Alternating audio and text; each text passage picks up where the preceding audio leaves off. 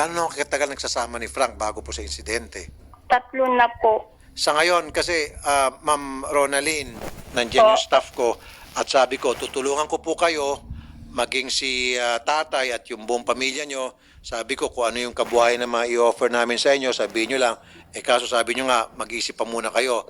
Pagkatapos po ng burol, mag-uusap po ulit daw kayo ng aming reporter para maisabi nyo by then nakapag-isip na kayo kung ano pong pwede maibigay namin tulong.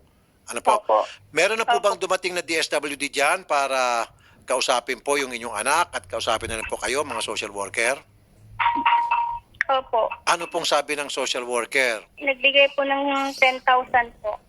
10,000 pesos Opo. Opo. para doon po tulong sa inyo. Opo. At bukod po sa 10,000 na tulong, wala ba silang binigay na parang therapy, intervention, counseling? Ika-counseling daw po yung mga bata. Si Arthur Martin nagtatanong para saan daw po yung 10,000. Financial po na to.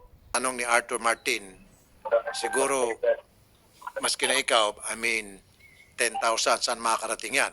Yun siguro ang ibig sabihin ni Arthur Martin na para bang, hello, 10,000, yung sinapit ng pamilya. Well, siyempre, dapat tanggapin niyo po yung 10,000. 10,000 is 10,000.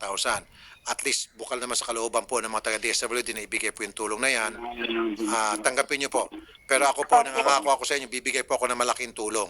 Pag nakapag-isip na ako kayo kung anong negosyo ang gusto nyo, then andito lang po ako para tutulong.